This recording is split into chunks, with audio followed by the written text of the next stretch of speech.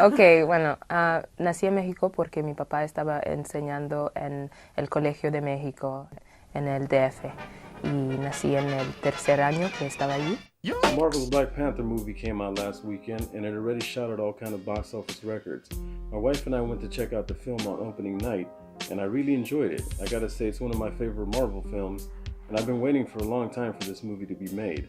And I was very happy to see another filmmaker of color get the kind of budget he did to make that film and to have a movie with a predominantly black cast all in strong roles. And it's the first time a African American director has been given that kind of money to make a film of that magnitude. It's an epic. And I was very happy to see it. I was very happy to see that it got the support it deserved. And it's smashing records still as I speak. Anyhow, a few days later, my wife was at her job and she was discussing the film with a female co-worker. And my wife made a statement along the lines of Lupita Nyong'o is one fine Mexican woman. And her coworker was like, "What are you talking about? Like, she's not Mexican." And my wife was like, "Yeah, she is. Like, look it up. You don't know what you're talking about." And so her coworker was like, "But she's black." And my wife was like, "Yeah. So what? What's your point?" She said, "You know, you've met my husband. He's Afro-Latino. He's from Nicaragua. He's partly black." So then, you know, after some back and forth, her coworker was like, "Yeah, you know, I found out the other day that there's like black Hondurans and black Guatemalans, and like, could you believe that?"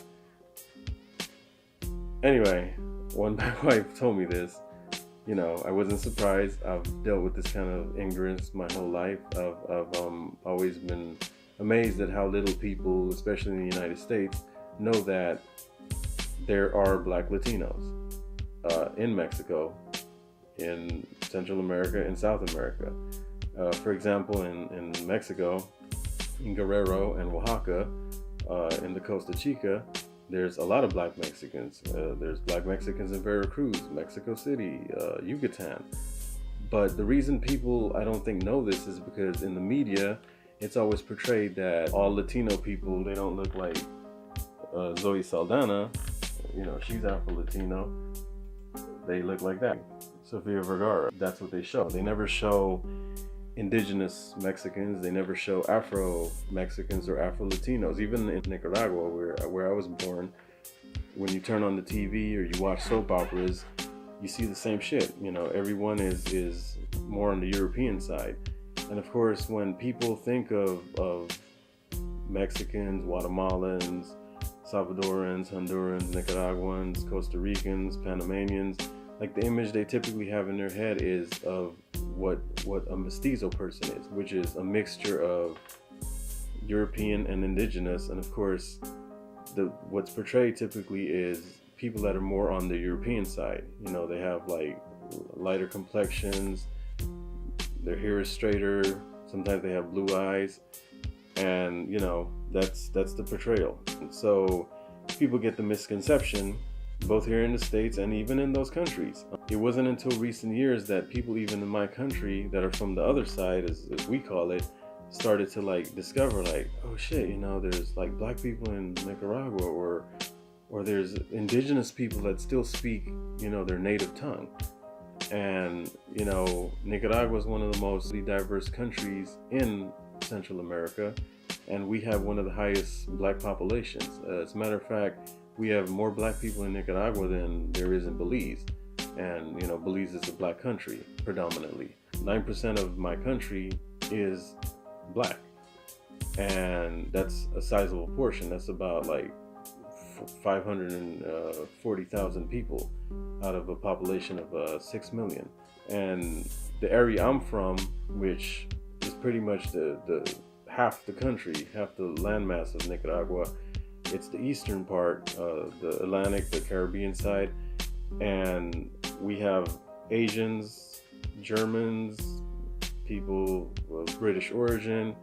We have Mosquito, Mayagna, Sumo, which are all native tribes, and we have the Garifuna, which is a African tribe.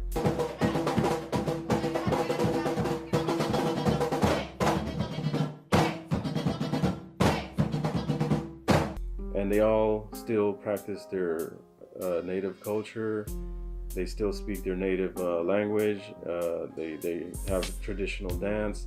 So if you go to like the town I'm from, Puerto Cabeza, you will hear people speaking Mosquito. Baik ulaya pensa na liklelantra. Nara problema uba apo. Nara pensa baik ulikiri bitau kaya. Which I am partly as well, and that's a native tribe in Nicaragua and Honduras. And many of them don't speak Spanish, they don't speak English. They speak their native tongue. So you won't know what the fuck they're saying. I have half of my family, they speak Mosquito, because my grandma on my mother's side, she was full-blooded Mosquito, and she married a German guy, so I'm also partly German. And you're probably like, German, like what? How did that come about? But again, you have to know the history of things, learn things, and look outside the box, and look outside of yourself, and just don't make assumptions about people, because there's a huge German community in Nicaragua that's been there for centuries now. In Matagalpa, where it's known for coffee, it was founded by Germans. They're the ones that basically brought the coffee trade there. In the Caribbean side, in towns like Puerto Cabeza, where I'm from, Corn Island, Bluefields, Pearl Lagoon, you have a lot of German presence there with the Moravian Church. Like in every one of those towns, you'll see the Moravian Church. That has German origins. It was a German missionary group that came there in like the late 1700s, early 1800s, and they founded that church there. And so there's a lot of German lineage there.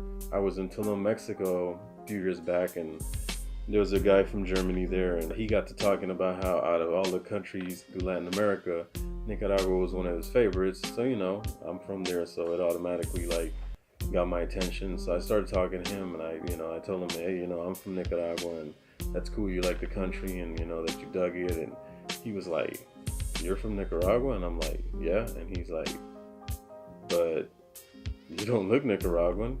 And so I was like, okay, what does a Nicaraguan look like? And he was like, well, I'm not trying to offend you or anything, but most of the people I saw didn't look like you. So I was like, did you go to Corn Island? Did you go to Bluefields? Did you go to Puerto Cabeza, Pearl Lagoon, Ciuna, Bonanza, any of them places? And he was like, no, I don't. He's like, I heard of Corn Island, but I didn't go there. I don't know those other places. I'm like, then you can't speak on the whole country. You don't know what everybody in the country looks like. And that could be said about Guatemala, Honduras, El Salvador, Belize, Colombia, Venezuela, all the way down to Brazil. On the Atlantic coast of those countries, you'll find black people, and they'll typically speak English, even though most of them do know Spanish. They'll eat different things than people on the Pacific side, and they'll have a different culture, they'll have a different look. And I just think people confuse national identity with race. They confuse, culture with race, because you can be Latino and you can be Asian, you can be Latino and you can be white, you can be Latino and you can be Native American, you can be Latino and you can be black. People think that Mexican or Nicaraguan is a race. It's not. They come from a very diverse and mixed family, and we're all Nicaraguans. Like, I'm from there, my parents are from there, my grandparents, my great-grandparents, and people don't believe. All my life, there's been events that have happened, and they'll be like, oh, why do you know Spanish? Why do you have that passport? Why do you know about certain type of food? Or why do you know about, like, Telemundo or El Chavo del Ocho, or watching that stuff? Or they'd see my parents, my dad or my grandma, and they'd hear them speak, and they speak with a very thick Caribbean accent. The town that I'm from in Nicaragua, we speak English. It's a Creole English. It sounds like what people from Belize or Jamaica, like the way they speak, it has a very similar dialect. And so they hear that and they'll be like, oh, these motherfuckers are from somewhere else. I lost my accent around like 10, 11 once I came to the States. So they hear me speak and they're like, they'll think I'm from here. But then if they would see my parents growing up, they'd be like, wait, what the fuck? Like, why do your parents speak like they're from Jamaica? And then I'd have to explain to them, well, they're not from Jamaica, they're from Nicaragua. And then they'd be like, you are too? And I'd be like, yeah. And, they'd trip out on that. And sometimes they would think I'm lying or bullshitting. But, just to prove to you, like, this is This is my Nicaraguan birth certificate. It's all in Spanish, and I was born there. I have a Nicaraguan passport. Even from when I was a kid, I have like the one where, it's a wee T. I've been in incidents where I've been on a cruise and my cousin's girlfriend saw me whip out my Nicaraguan passport, and she asked my cousin, like, what the fuck kind of passport is that? And he's like, Nicaraguan. And she's like, why does he have that? And my cousin was like, because he's from there. I told you, my mom's from there too. Most of my family is from there. I was born in Puerto Cabeza, which is a predominantly indigenous village and black. In recent years, a lot of people from the capital, Managua, have been moving there, and they're more mestizo, so they're on the more Spanish side. So over time, Spanish has become more prevalent. When I was there up until 8, the main language was Creole English and Mosquito. You'll still hear Mosquito spoken in Puerto Cabeza. Jennifer Lacoud, I sabe. Hello, my name is Jennifer Lacoud, goodbye. To the village I'm from, but Spanish is becoming, more prevalent. Now, don't get me wrong, when I lived there, Spanish was spoken and it was taught in the school, but it wasn't uncommon to hear people speaking English with an accent. If you move down the coastline to Bluefields is a predominantly black town, which I would say is the blackest town in Nicaragua.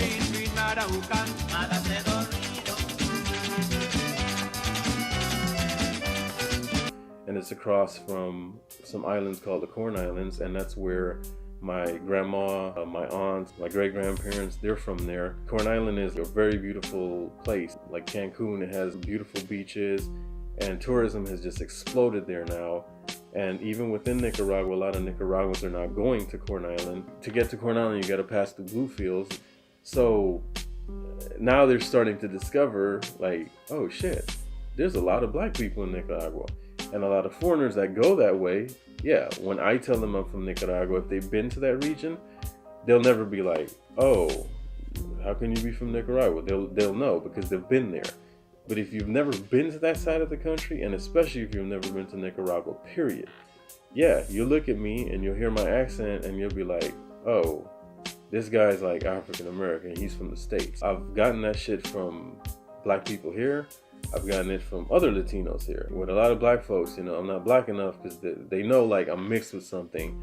And so they'll be like, what are you mixed with? And, then I start to tell them and they'll be like, oh shit, you're from Mexico? No, I'm from Nicaragua. And, they'll be like, oh, so what part of Mexico? And it's like, no, it's a different country. It's between Costa Rica and Honduras. And yes, people are this fucking stupid and ignorant.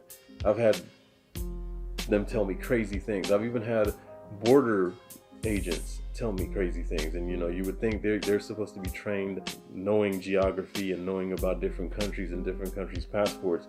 Well, one time I was coming back from Mexico back to California, and I was crossing through the Mexicali-Calexico border, and at the time I wasn't a US citizen, so I had my green card and I had my Nicaraguan passport. So there's a white dude that's the border agent. He checks my wife's documents. She goes through, and then he's looking at my shit. I asked him if it's something wrong, because he's just staring at it and flipping through the pages. And he was like, oh no, nothing's wrong. It's just I've never ever seen this passport. Where's this from? And I said Nicaraguan. So he's looking at it and he's like, Nicaragua, Nicaragua. He couldn't say it. And I'm just like, this guy can't be serious. So he's like, no, seriously, I've never heard of this country. Where is it? I thought he was fucking with me, but he was dead serious. So I was like, have you heard of Costa Rica? Because, of course, most people, since it's such a big tourist destination, have heard of that. He was like, yeah, I've heard of Costa Rica. I said, well, it's between Costa Rica and Honduras. And he was like, oh. I said, well, you seem like you're around my age. You don't remember in the 80s the whole thing with Iran-Contra and Ronald Reagan and, him smuggling weapons to the Contras and all that. And he was like, kind of. And, I could tell he couldn't, make the connection on why I was bringing that up. I was like, well, how could you have not heard of Nicaragua? That was my point. It was in the news all during the 80s, and you're a border agent, you should know this kind of shit. So anyway, he's staring at it, and I swear to God, the guy was looking at my passport for almost 10 minutes. So So then he asked me, he's like, so, you know, I'm not trying to offend you or anything, but I'm just learning. I've never seen this passport. I've never heard of this place because, you know, my passport's in Spanish. So he's like, do the people there, you know, all look like you? Do they speak Spanish or what? Like, he didn't he didn't know what to make of like what he saw in me, which in his eyes was like a black dude. And then he's looking at this Spanish passport, and obviously it's in Latin America, and like, yeah, that perfectly encapsulates the kind of ignorance I've dealt with my whole life. So back to the statement my wife's coworker made, it's not that out of the ordinary. I've dealt with this kind of stuff my whole life. You know, over time, as I've gotten older, I really don't care, like, if they know I'm Nicaraguan or if they believe me or not, because I am what I am. But it still irks me that people are so fucking ignorant, especially in the information age where, you know, you can get on the internet, you can get on YouTube, you can get on Google, you can get on just social media and learn something. Not everybody looks the same. Like, not all black people are the same. Not all black people share the same history or the same, you know, experiences. Not all white people are the same. Not all Asians are the same. I mean, it's not really that hard to comprehend, and the media plays a huge role in this, because both in the States and in Latin America, when you turn on the TV and you watch a show or you watch the news, what was portrayed typically as a Latino is a mestizo person. And mestizo is a race. Like I said, it's a mixture of European and indigenous. But they pick people that are more towards the European side. Doesn't mean they're white, but they have more features that are closer to Spain than from indigenous people. I'm glad that's starting to change, because even in Mexico, it wasn't until a few years ago that the black people that are from Mexico, that live in Mexico, that were born there, and their whole lineage traces back there, you know, prior to, of course, being brought from Africa, they fought real hard to get the Mexican census to finally start counting them. And that's another thing that we deal with in Latin America, is that the black people that live there have never been accurately counted. Like in Nicaragua, like I said, 9% of the population is black. But I believe that number is way higher, because it wasn't until recent that in Nicaragua, on the census, black people are finally being counted accurately. So we don't really know how many black people are in Nicaragua or Mexico or Belize or many of these other places, because, you know, that was like a don't ask, don't tell kind of thing. But I'm just glad that with globalism and with the advent of the internet and social media, a lot of people from those places that are Afro-Latino are starting to stand up, and they're starting to demand that they be counted. They're starting to demand their culture is recognized. Just because they're from those countries, they don't necessarily have to speak Spanish. They don't necessarily have to listen to Spanish type music and be Catholic. Like where I'm from, you know, people are predominantly Christian. They speak English. They listen to country music for some reason. It's just things like that that are different. And finally, those governments are being forced to count them and to recognize that not everyone in the country is the same. People just look at your skin color and they'll be like, oh, you're white, or since you're darker, you're black, and so on and so forth. That goes on here too, but I think it's more aggressive in the United States than it is in Latin America. In a sense, here, you know, you have to fit into one of the predetermined boxes, you know, African American, Native American, Pacific Islander, Asian, or Caucasian. And if you don't fit into one of those things, and especially if you're from another country, that's like an extra layer of bullshit you got to deal with. I'm just glad that's starting to change. I'm glad people are starting to speak out. I'm just glad it's starting to get attention. And that's why I wanted to make this video, to not just vent, but to also start to shed light on this and talk about my experiences and my culture and where I'm from. And partly Native American, I'm partly black, and I'm partly European. And so in my country, I would be classified as Mosquito Creole, because, you know, Mosquito being the tribe, Creole being a mixture of black and European. And which brings me to another like side story. One time I was in Miami and I was talking to this lady from France, and she was telling me how much she loved New Orleans, and she loves like the culture and the history, and you know how she'd been in Haiti. And I mentioned to her I was from Nicaragua, and she was like, so what ethnicity are you? And you know, I told her I'm Mosquito Creole, and she was like, Creole? but I thought only people from New Orleans could be Creole. And I was like, no, Creole just means you're mixed with Black and European. Whether that's Black and French, or Black and Dutch, or Black and British. People from New Orleans and Louisiana don't like have a lock on the definition or the term Creole. And so she's like, oh, I never knew that. And, you know, I mean, at least she was innocent in her ignorance. I guess she didn't come off like brash like some people do when, you know, they say things like that. She seemed like she was more open to learning than some people are. But I explained to her, you know, like, yeah, where I'm from, a lot of the Black people are mixed with either British, Scottish, or German. Of course, I have all that shit in me.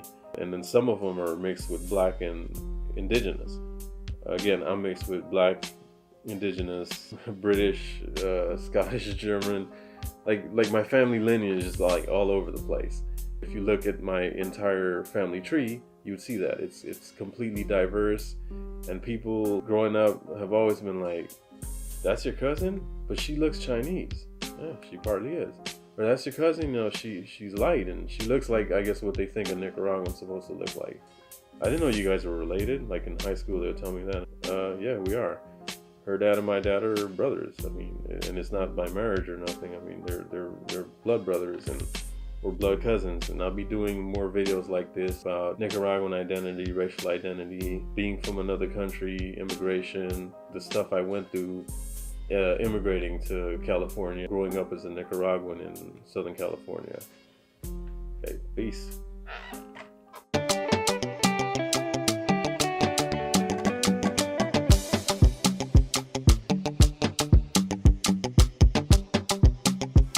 Proud to be Creole from Nicaragua. I'm Black, I'm proud of that, man. We are Afro-descendants. I am proud of being Black. In the new national census that will make in 2017, we want them to count good how many Afro-descendant women lives here. In our country, we have already made the effort to have the demographic information where different people and ethnic groups are included. We need to know exactly how many we are and under what condition we live. We propose the inclusion of variables that measure social, cultural, and economic condition of Afro-descendants people.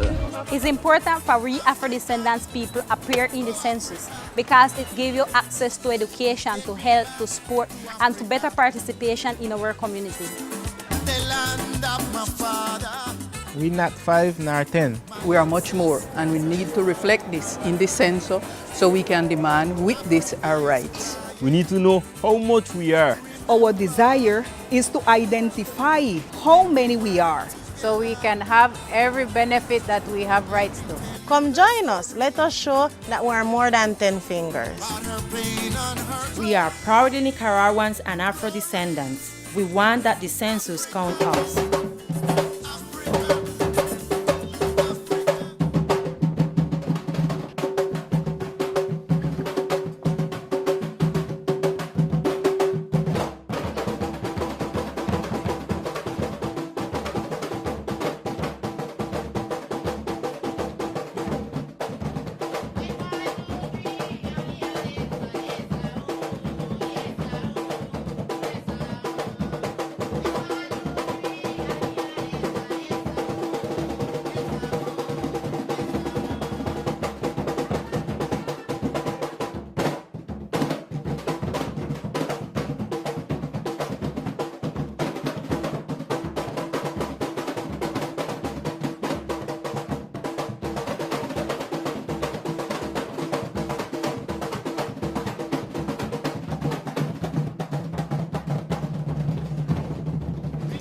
I got something down Ghana, nobody never go. They go down there tonight. Be holding wine, be holding girl, be holding man.